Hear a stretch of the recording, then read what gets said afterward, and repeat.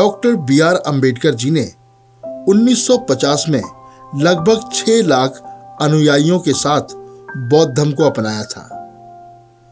बाबा साहेब भारत के संविधान के रचयिता थे, लेकिन जाति आधारित राजनीतिक ढांचे में निचली जातियों को आगे बढ़ाने की क्षमता पर संदेह करते थे। उन्होंने अपने अंदर एक तरह से भगवान बुद्ध को तलाशा, जिसमें बाबा साहेब की भूमिका एक सामाजिक क्रांति की तरह उभर कर आई। बाबा साहेब के इसी मिशन को आगे बढ़ाते हुए दिल्ली के कैबिनेट मंत्री राजेंद्र पाल गौतम जी ने सन 2025 तक भारत में 10 करोड़ लोगों को बौद्ध बनाने का संकल्प लिया है। Association of Bauddh tour operators द्वारा बौद्ध गया में पुरस्कार समारोह का आयोजन किया गया, जिसमें कई देशों और राज्यों के लगभग 200 विद्वान और व्यापारी वर्ग उपस्थित थे। इस अवसर पर माननीय मंत्री जी मुख्य अतिथि के रूप में थे। माननीय मंत्री जी द्वारा किए गए सामाजिक कार्यों को देखते हुए ABTO, association of Bauddh tour operators द्वारा lord Buddha India peace and tourism Mitra award 2021 से आपको सम्मानित किया गया। सर, आप इस सम्मान को किस नजरिए से देखते हैं?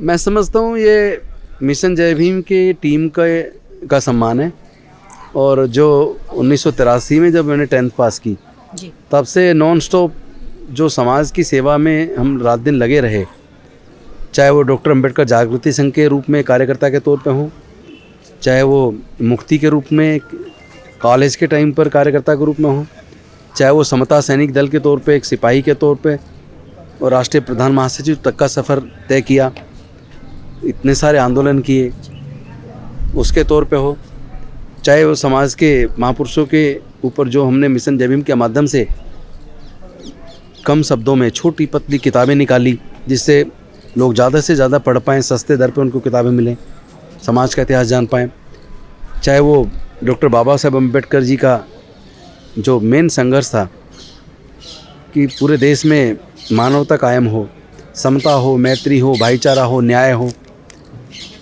उसके लिए उन्होंने पूरा जीवन संघर्ष किया और 3500 साल की गुलामी से हमारे लोगों को आज़ाद कराया।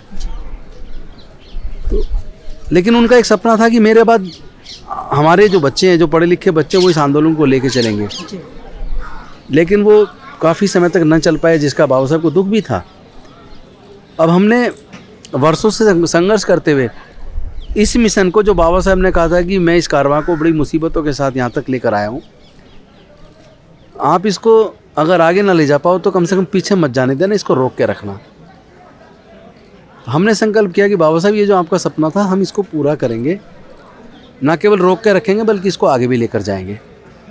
और जो पिछली सरकारों ने साजिश के तहत जो आपने हज़ारों साल की गुलामी तोड़कर हमारे लोगों के आगे बढ़ने के रास्ते खोले, एजुकेशन के रास्ते खोले, नौकरियों के रास्ते खोले, पॉलिटिकल रिप्रेजेंटेशन के रास्ते खोले, वो एजुकेशन के और नौकरियों के रास्ते फिर से बंद होते दिख रहा है।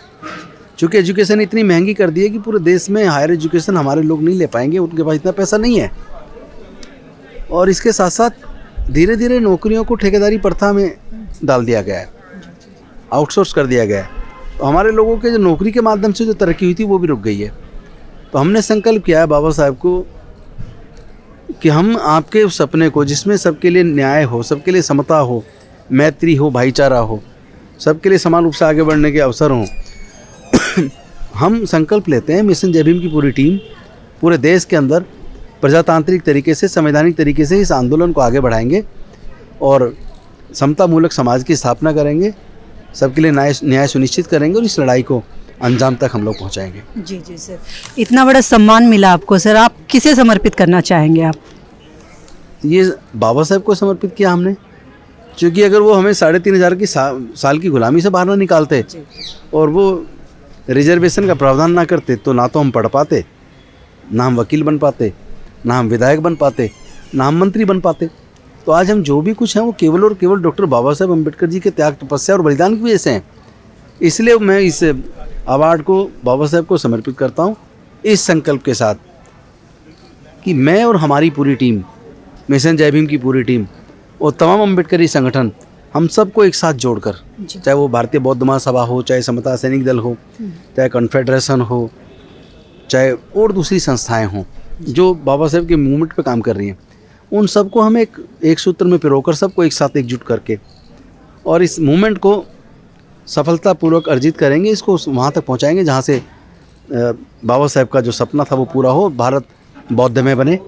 इस संकल्प को हम निश्चित तौर पर पूरा करेंगे। जी जी सर, ये मिशन जय भीम का जो है आगे की रूपरेखा क्या है सर, इसके बारे में कुछ बताइए सर। अभी सारे प्रदेशों का संगठन निर्माण चल रहा है, ऑलरेडी 10 के करीब राज्यों में संगठन बन चुका है। बाकी राज्यों में और उसके नीचे का संगठन बन रहा है। अभी आने वाले 3 से 6 महीने के अंदर इंटरनेशनल कोऑर्डिनेशन कमेटी 2025 के लिए जो दीक्षा समारोह होगा जिसमें 10 करोड़ लोग बौद्ध बनेंगे, उसको बनाने की तैयारी चल रही है।